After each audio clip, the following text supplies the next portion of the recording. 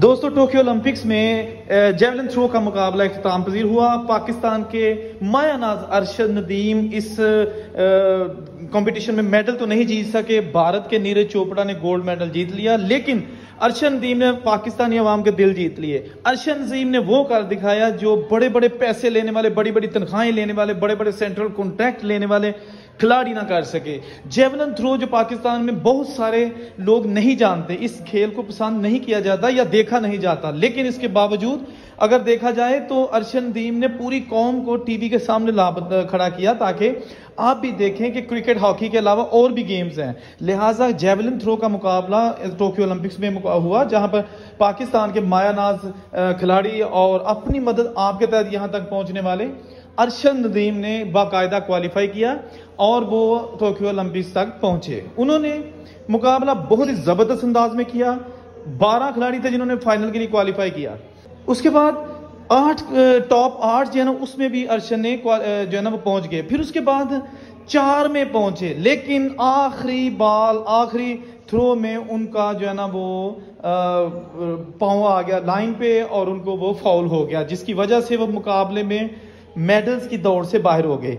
इसी तरह भारत के नीरज चोपड़ा के साथ भी हुआ। वो भी अपने फॉल्स की वजह से पीछे जा रहे थे, लेकिन किस्मत ने उनका साथ दिया, उनको एक मौका मिला तो उन्होंने दोबारा उस मौके को अवेल किया और जबरदस्त कामयाबी हासिल करके भारत के लिए गोल्ड मेडल जीत लिया।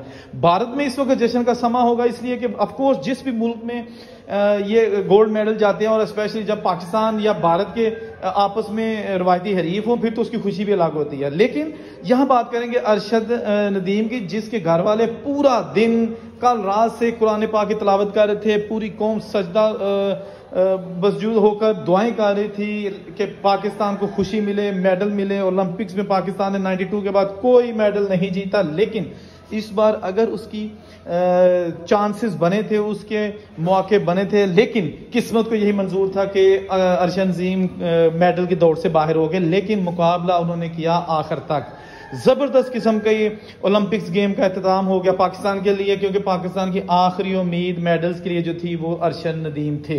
लेकिन जो हुआ उसका अब क्या किया जा सकता है। आइंदा के लिए हुकूमतों को चाहिए, पाकिस्तान को चाहिए, पाकिस्तान की फेडरेशन को चाहिए कि वो ऐसी तैयारी करवा के अपने एथलीट्स को ऐसे ओलंपिक्स गेम्स या कॉमनवेल्थ गेम्स होती हैं, कोई भी एशियन गेम्स होती हैं, उसमें भेजा जाए ताकि कम से कम एटलीस्ट जो कॉन्टीजेंट वहां जाता है वो खाली हाथ ना आए। पाकिस्तान अपना कोई ना कोई मेडल लेके वहां से आए।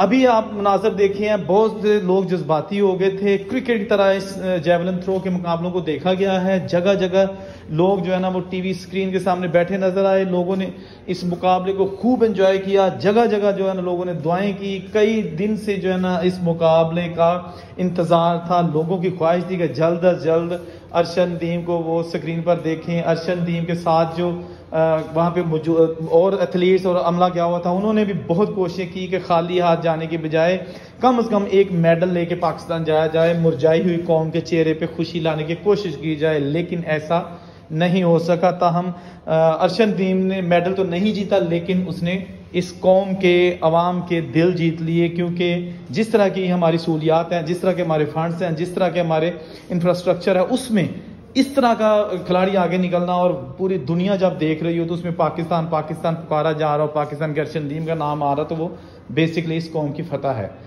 वीडियो अच्छी लगी हो तो इसको लाइक जरूर कीजिएगा। अल्लाह।